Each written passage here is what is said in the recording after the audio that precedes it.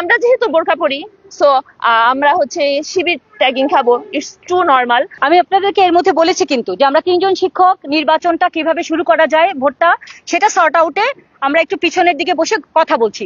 এই মুহূর্তে এই আমার এন্ট্রি পয়েন্ট দিয়ে ঢুকে গেছে অনেকগুলো মানুষ। আমি তো পিছনে, ওই জিনিসটা আমার মিসিং হয়েছে। আমি পিছনে ছিলাম, আমার পিছন দিয়ে প্রথমে কে ঢুকেছে আমি বলতে পারছি না, তবে যখন হট্টগোল শুরু হয়েছে তখন আমি সবাইকেই পেয়েছি। কিন্তু আমার মেইন ইয়ে ছিল যে এতগুলো পুরুষ মানুষ, এত বড় বড় ক্যামেরা, এটা দেখে মেয়েরা যেন ভয় না পায়। আগে আমি তাদেরকে বের করার চেষ্টা করেছি, কিন্তু অ্যাক্টিভিস্টদের সত্যি সত্যি আমি ভাবছি সবাই অ্যাকচুয়ালি আমরা যারা নিরপেক্ষভাবে থাকি আমরা কিন্তু কোনো অ্যাক্টিভিস্টদের ওরকম চিনি না।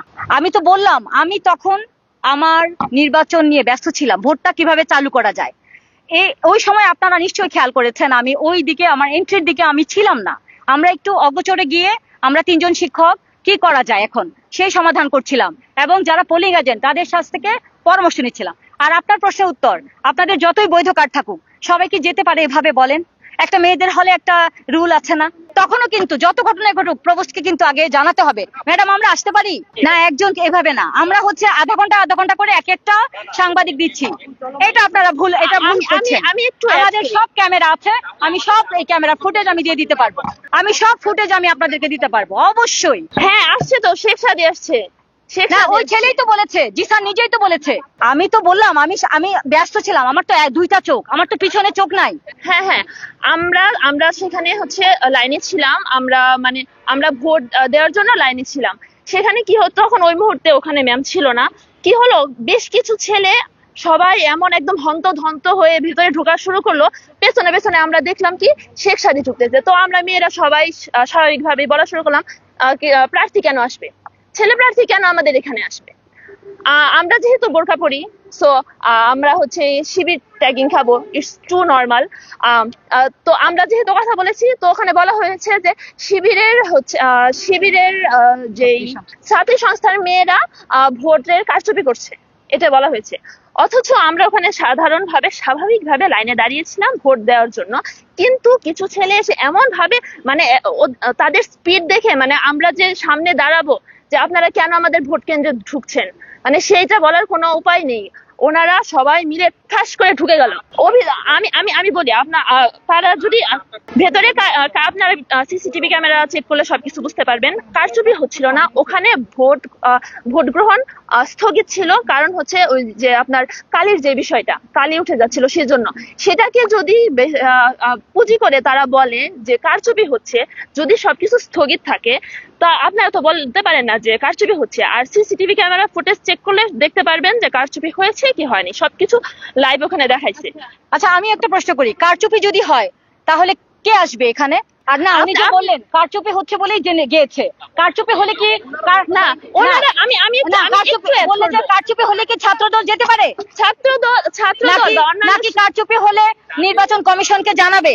আমি একটু বলি, আপনারা যে গিয়ে আবিষ্কার করলেন অন্যান্য ছাত্ররা এখানে, হ্যাঁ আমি একটু অ্যাড করব, ছাত্ররা গিয়ে বা ওখানে যেই যাদের অনুমতি নেই, তারা যে যাওয়ার 30 সেকেন্ড বা 1 মিনিটের মধ্যে আপনারা যাওয়ায় পৌঁছাইছেন। আমি তো ওখানে ছিলাম, আমি তো ভোট দেওয়ার জন্য লাইনে দাঁড়িয়েছিলাম। আমরা যারা ছিলাম আমরা দেখেছি ছাত্র দল বা হচ্ছে গিয়া যেই যাদের অনুমতি নেই, তারা ভেতরে ঢোকার 30 সেকেন্ড বা 1 মিনিটের মাথায় আপনারা যায় ওখানে ঢুকছেন। আপনারা এখানে বলতে পারবেন না যে অন্য কোনো দল এসে ওখানে গিয়ে ভোট কারচুপির চেষ্টা করেছে। ওনারা কেন যাবে? ওয়াই?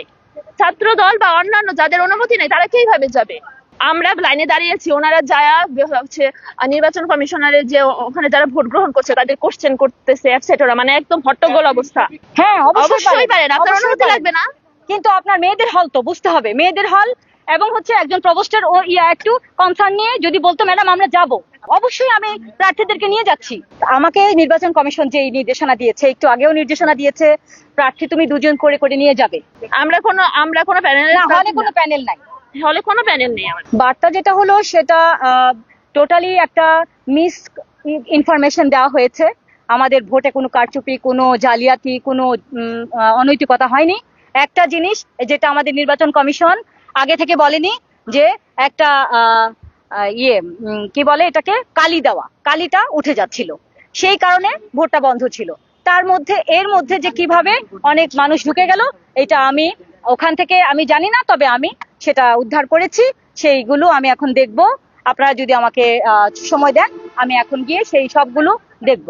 নির্বাচন কমিশন তো এখানে ছিলেনই, আমি ব্যর্থতা বলবো না, কারণ ওরা অনেক চেষ্টা করেছে। আমি আমি আরো 10 মিনিট আগে জেনেছি 250, এখন এর মধ্যে আরো হয়ে গেছে হয়তো। আর ভোটের সময় বাড়ানো হবে কিনা এটা আমার এখতিয়ারে নেই। আমি নির্বাচন কমিশনারকে এটা জানাবো যে আপনাদের এটা কোয়েরি, আমি ওনারা যেটা বলবে আমি সেভাবেই কাজ করব।